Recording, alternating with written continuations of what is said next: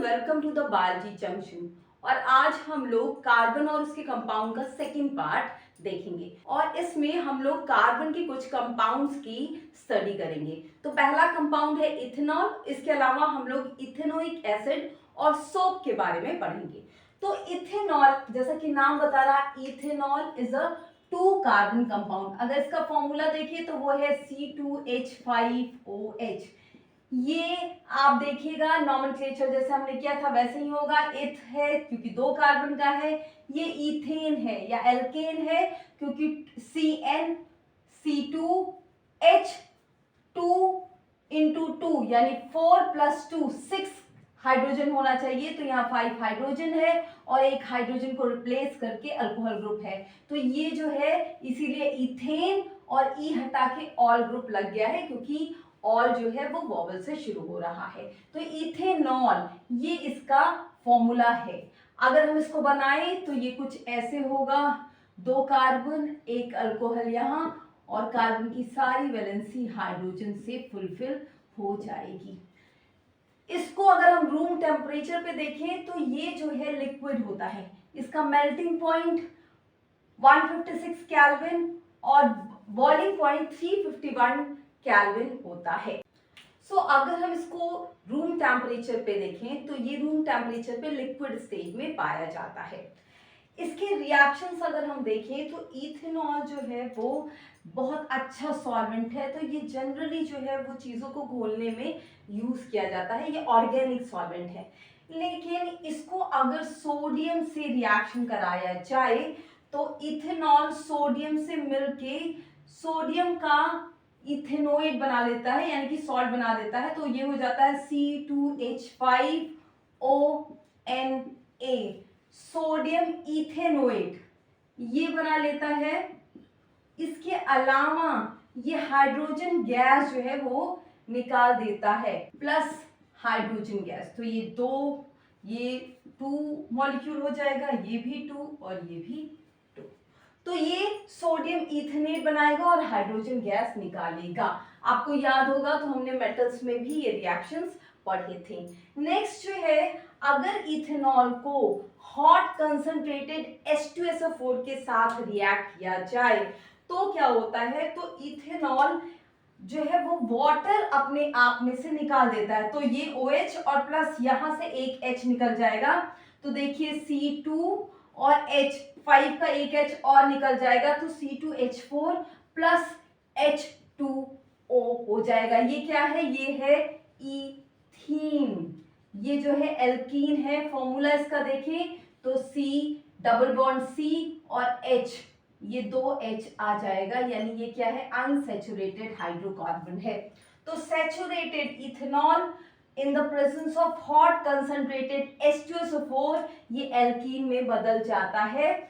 और ये जो रिएजेंट है आपको ये याद रखना है, ये डिहाइड्रेटिंग रिएजेंट है क्योंकि ये वाटर को निकाल देता है, इसीलिए इसको डिहाइड्रेटिंग एजेंट कहते हैं। तो जहां पे भी जनरली हॉट कंसंट्रेटेड H2SO4 का यूज होता है वहां से वाटर जो है वो रिमूव हो जाता है। तो ये अगर आप ये याद रखेंगे तो ये आगे आपको बहुत हेल्प करेगा during the organic chemistry. Now अगर यूजेस देखें हम एथेनॉल को, तो सबसे मेन यूज इसका सॉल्वेंट के फॉर्म में है। ये बहुत ही यूनिवर्सल सॉल्वेंट है, बहुत से सब्सटेंस इसमें डिसॉल्व हो जाते हैं और ये as a best organic solvent काम करता है।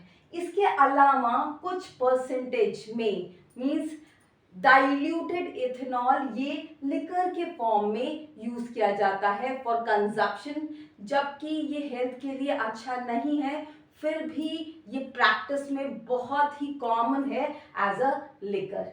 नेक्स्ट है, ये एज अ फ्यूल भी यूज किया जाता है इन केस ऑफ पेट्रोल और इन सम डेवलप्ड कंट्री। बहुत से डेवलप्ड कंट्री में, अब इंडिया भी ये प्रैक्टिस शुरू करने वाली है कि पेट्रोल के साथ थोड़े अमाउंट में इथेनॉल को मिक्स करके इसे एज अ फ्यूल यूज किया जाता है।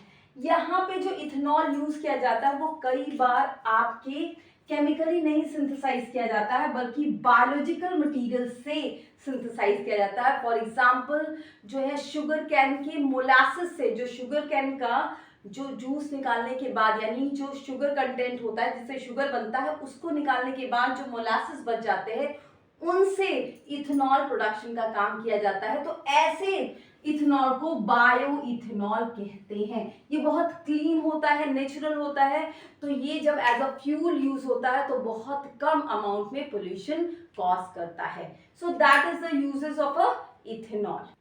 Now second compound is ethanoic acid, या हम लोग इसको एसिटिक एसिड भी कहते हैं। एसिटिक एसिड का फॉर्मूला होता है CH3COOH। इसमें देखिए इथेन लगा है तो 2 ही कार्बन होगा और उस कार्बन में एसिड के COH ग्रुप का भी कार्बन इंक्लूड रहेगा। ये बात याद रखनी, ऐसा नहीं है कि एसिड ग्रुप में भी कार्बन है तो वो भी इंक्लूड। 2 कार्बन मतलब अगर एसिड है तो एक एसिड वाला कार्बन और एक एक्स्ट्रा कार्बन, तब ये 2 कार्बन का एसिड होगा। तो इथेनोइक एसिड या acetic acid that is CH3COOH।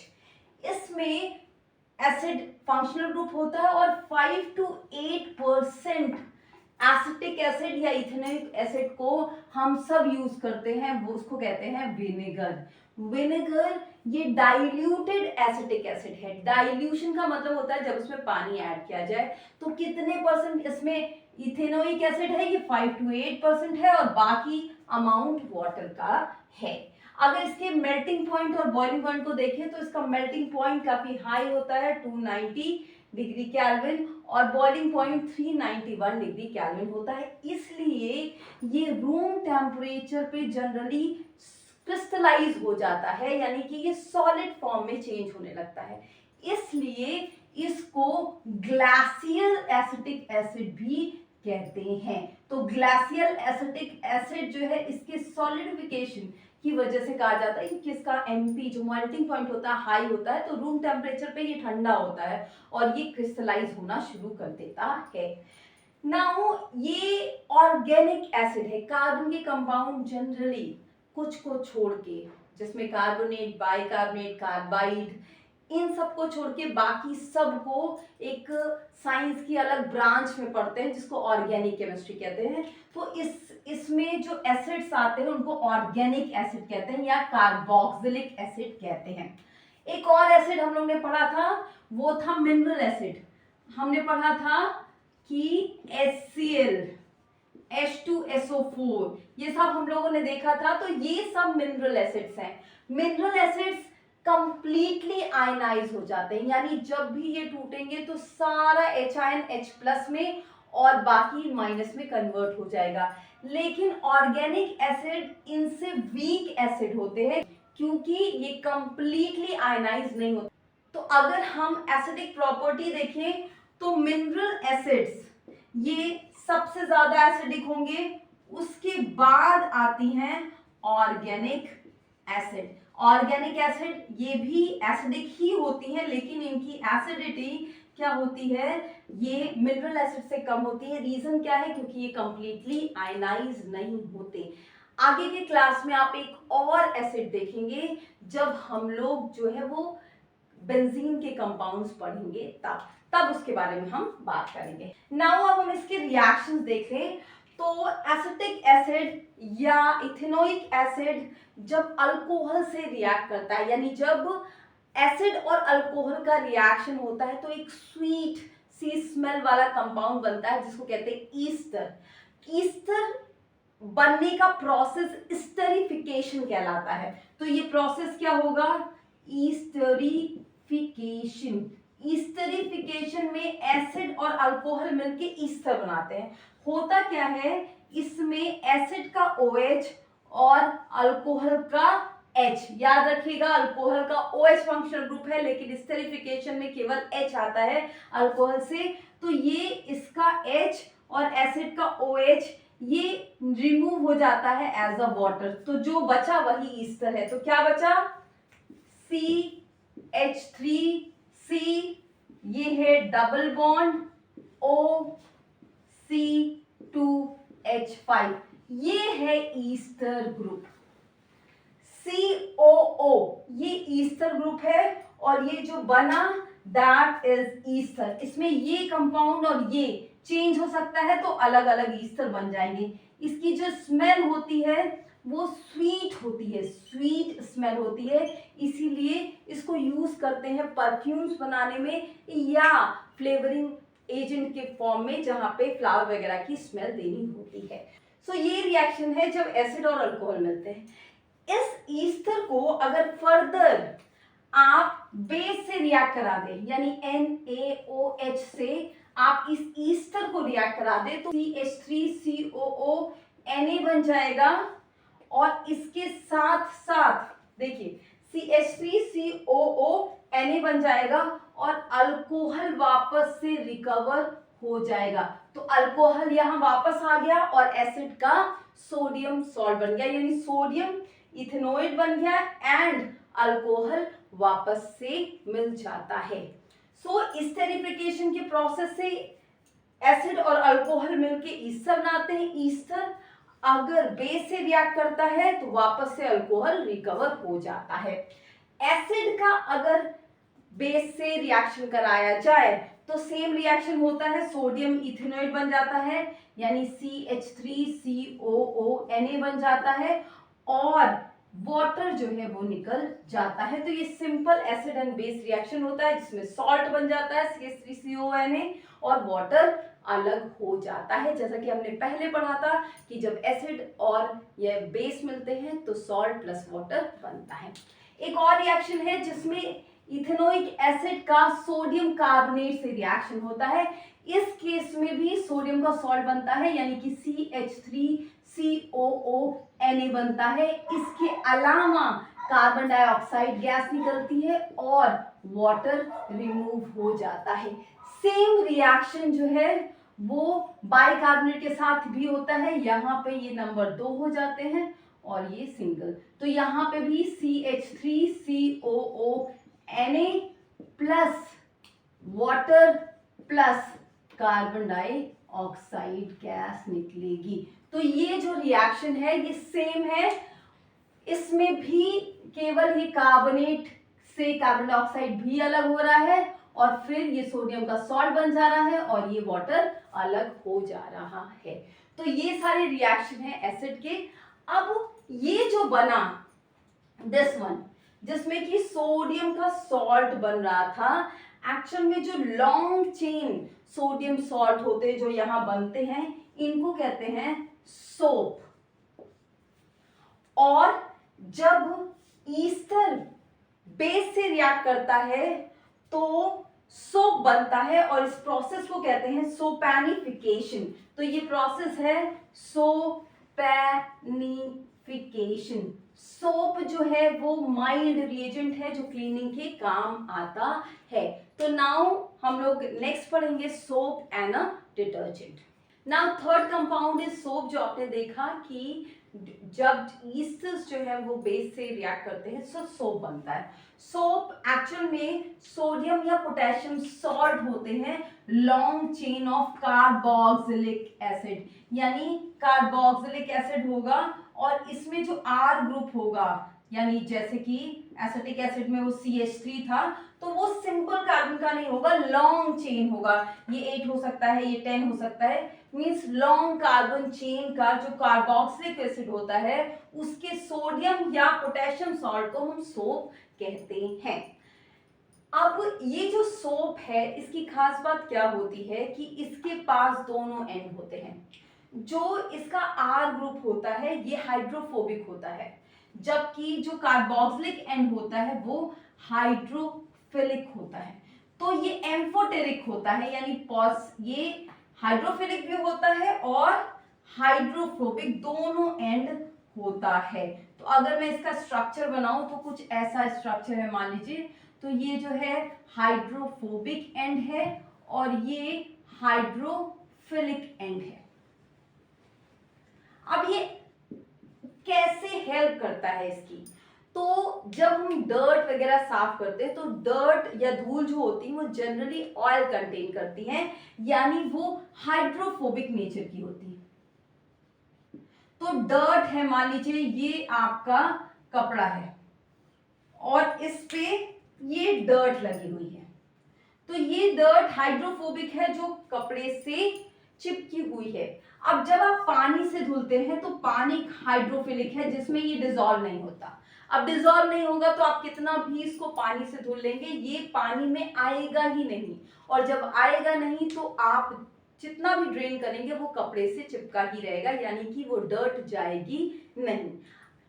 और जब आप पानी में सोप यूज करते हैं तो क्या हो रहा है, देखिए सोप के पास ये दोनों एंड है, ये हाइड्रोफोबिक एंड है ऊपर वाला हेड, और ये जो है हाइड्रोफिलिक एंड है। तो ये हाइड्रोफोबिक एंड क्या करता है, इसके हाइड्रोफोबिक सरफेस पे चिपक जाता है या उसको अट्रैक्ट करता है, और ये क्या करते हैं, ये धीरे धीरे उस जो हाइड्रोफोबिक मॉलिक्यूल है उसको चारों तरफ से घेर लेते हैं और उसको वाटर में ले आते हैं। क्यों वाटर में ला पाते हैं, क्योंकि इनका हाइड्रोफोबिक जो एंड है वो हाइड्रोफोबिक डर्ट को बीच में कर देता है, तो now it is soluble in water, कि ये वाटर में आ जाता है। इस स्ट्रक्चर को कहते हैं माइसेली फॉर्मेशन। तो थ्रू अ माइसेली फॉर्मेशन जो सोप है वो क्या करता है, हाइड्रोफोबिक डर्ट को या जो भी इम्प्योरिटी है उसको वाटर में सॉल्युबल कर देता है। एंड नाउ जब ये वाटर रिमूव होगा उसके साथ साथ ये डर्ट भी रिमूव हो जाएगा और आपका कपड़ा जो है वो क्लीन हो जाएगा। तो दैट इज द मैकेनिज्म जिसके थ्रू सोप जो है वो गंदगी को साफ करता है। बट जब कभी वाटर जो है वो हार्ड होता है, हार्ड वाटर का क्या मतलब है, हार्ड वाटर उसे कहते हैं जिसमें कि कैल्शियम और मैग्नीशियम के सॉल्ट होते हैं। तो जब कैल्शियम और मैग्नीशियम से सोप इंटरैक्ट करता है तो इनसॉल्युबल व्हाइट सा मटेरियल बन जाता है। जैसे कभी कभी आपने देखा होगा कि ऑयल लगे बर्तन पे अगर आप डिटर्जेंट पहली बार लगाते हैं तो एक क्लमजी सा व्हाइटिश सा एक सब्सटेंस आपको दिखता है, वो हार्ड वाटर में भी बन जाता है जब सोप हार्ड वाटर से इंटरैक्ट करता है due to calcium and magnesium salt. तो वहां पे सोप इफेक्टिव नहीं होता और वहां पे एक और हम यूज करते हैं केमिकल जिसको कहते हैं डिटर्जेंट। डिटर्जेंट और सोप में क्या डिफरेंस है, डिटर्जेंट जो है वो सोडियम या अमोनियम सॉल्ट होता है सल्फोनिक एसिड का, ये कार्बोक्सिलिक एसिड का सॉल्ट नहीं होता है, ये सल्फोनिक एसिड का सॉल्ट होता है। अगर हम स्ट्रक्चर देखें सल्फोनिक एसिड और कार्बोक्सिलिक एसिड का, तो कार्बोक्सिलिक एसिड में R ग्रुप लगा होता है और साथ में C double bond O OH, ये कार्बोक्सिलिक ग्रुप है। जबकि सल्फोनिक एसिड देखेंगे जब आप, तो ये R है, इस पे S रहता है इसलिए सल्फोनिक कहते हैं, इससे दो ऑक्सीजन ऐसे कनेक्ट होता है और साथ में O और H भी होता है, तो ये सल्फोनिक एसिड है। इसका जब सोडियम या अमोनियम सॉल्ट होता है तो इसको डिटर्जेंट कहते हैं, जबकि इसका जब सोडियम या पोटेशियम सॉल्ट होता है तो हम उसको सोप कहते हैं। ये अच्छा क्यों है क्लीनिंग के पॉइंट ऑफ व्यू से, क्योंकि ये जब हार्ड वाटर के कैल्शियम या मैग्नीशियम से रिएक्ट करता है तो वो क्लमजी सा व्हाइटिश सा स्ट्रक्चर नहीं बनता है, तो हार्ड वाटर में भी ये क्लीनिंग काफी अच्छे से कर सकता है। बाकी मैकेनिज्म डिटर्जेंट का भी सेम होता है as that of soap. So this is all about carbon and its compound. अब नेक्स्ट वीडियो में हम लोग नेक्स्ट चैप्टर लेंगे केमिस्ट्री का, और प्लीज सब्सक्राइब करिए, लाइक करिए और प्लीज कमेंट करिए कि आपको मेरे वीडियोस हेल्पफुल है या नहीं। Thank you so much.